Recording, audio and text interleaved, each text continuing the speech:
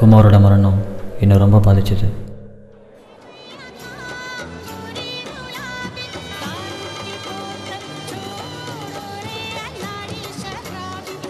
ஒரு நாள் நான் ரெகுலராக போயிட்டுருந்த ஒரு டீ கடையில்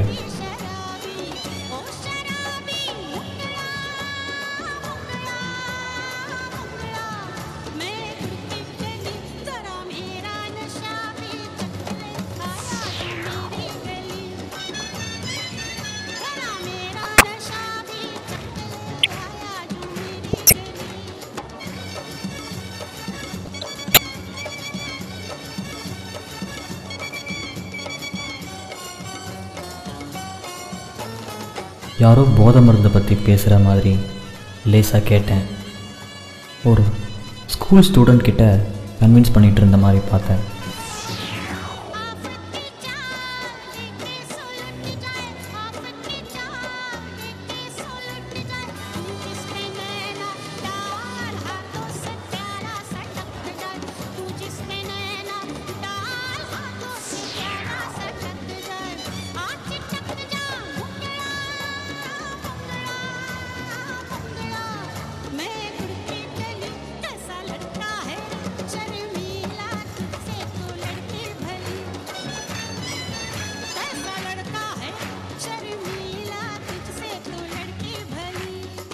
அவனை இதுக்கு முன்னாடி எங்கேயோ பார்த்துருக்கேன்னு தெரிஞ்சது.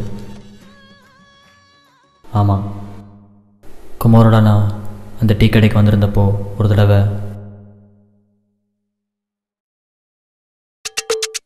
நான் அவசர அவசரமாக கிளம்பி வெளில போனேன். அப்போது பார்த்துருக்கேன். ஆமாம், அவனே தான். சந்தேகம் வந்தது. அவனை இதுக்கு முன்னாடி எங்கேயோ பார்த்துருக்கேன். இதுக்கு முன்னாடி இவனை எங்கள் ரூம் கிட்டேயும் பார்த்துருக்கேன்.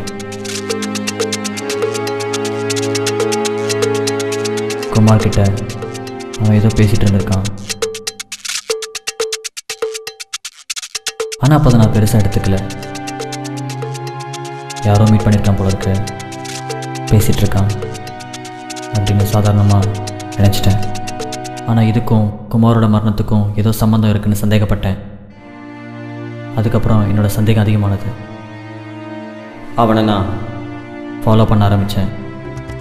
அவன் எங்கெங்கே போகிறான், யார் கூடலாம் பேசுகிறான் அப்படின்னு கம்ப்ளீட்டாக ஃபாலோ பண்ண ஆரம்பித்தேன்.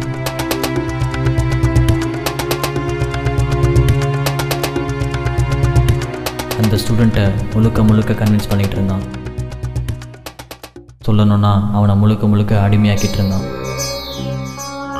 அவனை ரெகுலராக ஃபாலோ பண்ணதுனால நிறைய விஷயங்கள் தெரிஞ்சது. இவன் ட்ரக் விற்கிறவன் கிடையாது, இன்டியூஸ் பண்ணுறவன்.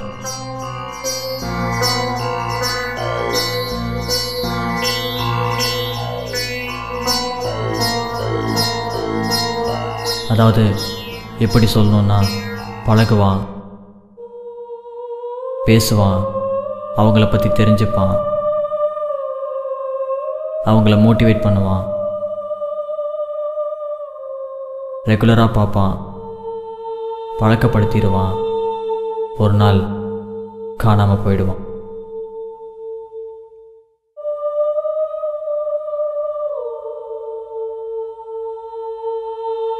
இதனால் அடிமையார அவங்க அதை தேட ஆரம்பிப்பாங்க. நைட்டில் தூக்கம் வராது, எப்பயும் முழிச்சிட்டே இருப்பாங்க. குமாரையும் நான் அந்த மாதிரி பார்த்துருக்கேன் சில நாள். ஆனால் அவன் கவிதை எழுதுகிற பழக்கத்தினால அப்படி இருக்கான்னு கூட நான் நினச்சது உண்டு. அதுக்கு இது காரணமாக இருக்கலான்னு அப்புறம் தான் புரிஞ்சுக்கிட்டேன். அதே மாதிரி தான் இந்த ஸ்டூடெண்ட்டுக்கும் ஆயிருக்கும். ஸ்கூல் ஸ்டூடெண்ட் வரைக்கும் இவனுங்க விட்டு வைக்கலன்றத புரிஞ்சுக்கிட்டேன். சிவா சொன்னது என் மனசுலேயே இருந்தது. குமார் காண மாதிரி, இந்த ஸ்கூல் ஸ்டூடெண்ட் காண மாதிரி இனி யாருக்கும் நடக்கக்கூடாது. நான் செய்ய போகிற இந்த விஷயம் இனிமேல் இந்த மாதிரி ஆளுங்க மனசில் பயத்தை உண்டாக்கணும். நாளைக்கு இது ஒரு ஹெட்லைன்ஸாக மாறணும்னு முடிவு பண்ணிட்டேன்.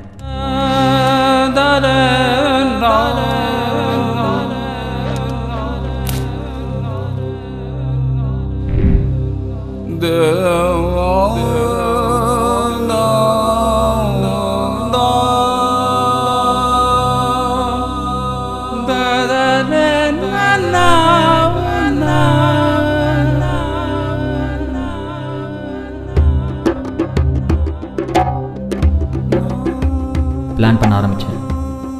நானே புதுசாக ஒரு ஃபார்ம்லாம் ட்ரை பண்ணேன். ட்ரக்ஸ் பற்றின எல்லா இன்ஃபர்மேஷன்ஸும் கலெக்ட் பண்ணேன். புக்ஸில், நியூஸ் பேப்பர்ஸில், மேகசின்ஸில் எங்கெங்கெல்லாம் இந்த மாதிரி நியூஸ் வருதோ எல்லாமே என் மைண்டில் ஓடிக்கிட்டே இருக்கும்.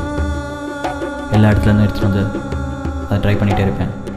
எப்படி பாதிக்கப்படுறாங்க, இதுக்கான காரணம் என்ன, யாரெல்லாம் இதில் இன்வால்வ் ஆகுறாங்க, எப்படி இவங்களை இன்வால்வ் பண்ண முடியும், எல்லாத்த பற்றின இன்ஃபர்மேஷன்ஸ் கலெக்ட் பண்ணிகிட்டே இருந்தேன். கலெக்ட் பண்ணி நானே ஒரு புது ட்ரக்கை உருவாக்குனா எப்படி இருக்கணும்னு முடிவும் பண்ணேன்.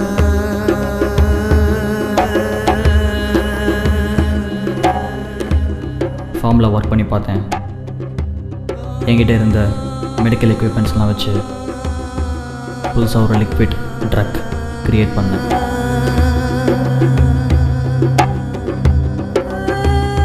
எக்யூப்மெண்ட்ஸ்லாம் நான் ஒர்க் பண்ணிட்டு இருந்த ஹாஸ்பிட்டலே கிடச்சிது. ட்ரைனின்றதுனால அதிகமாக யாரும் கற்றுக்க மாட்டாங்க. எனக்கு அந்த லீவரேஜ் இருந்ததுனால அதை யூஸ் பண்ணி பர்சனலாக என்னோடய ரூமில் நானே உருவாக்கினேன். இன்ஜெக்ட் பண்ண உடனே இறந்து போயிடணுன்ற மாதிரி ஒரு ட்ரக்கை உருவாக்கினேன். அடுத்ததாக டேட்டாபேஸ் ரீசார்ஜ் பண்ண ஆரம்பித்தேன்.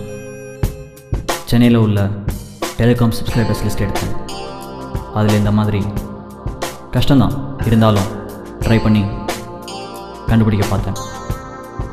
ட்ரக் ஆக்டிவிட்டீஸில் சம்மந்தப்படுற எல்லோரையும் சர்ச் பண்ணோன்னு முடிவு பண்ணேன்.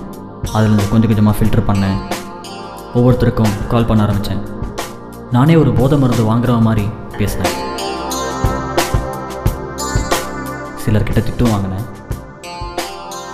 இருந்தாலும் கடவுளோ தற்செயலோ எவ்வளோ பேர் மாட்டினாங்க. ஆனால் அதுலேருந்து ஒரு 3 பேரை நான் எடுத்துக்கிட்டேன்.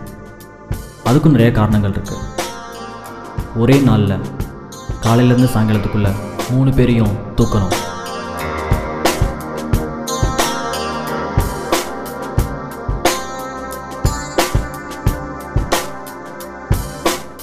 அதுக்கான ஒரு முயற்சியில் தான் ஒரு 3 பேரை தேர்ந்தெடுத்தேன். அதில் ஒருத்தன் தான் ஹேமந்த் போரா.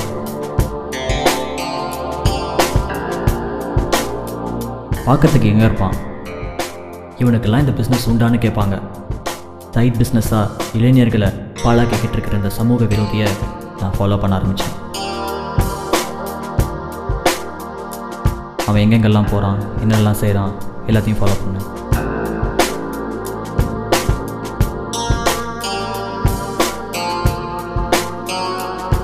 இவன் கூட இருக்கிற இன்னொருத்தன் பேர் பார்த்தசாரதி. பொண்டாட்டி பிள்ளைங்க என்ன குடும்பத்தோடு வாழ்ந்துட்டுருக்கிற இவன் அவனுக்கு ஒரு பார்ட்னர் மாதிரி. அவனையும் தொடர்ந்து ஃபாலோ பண்ணேன். கடைசியாக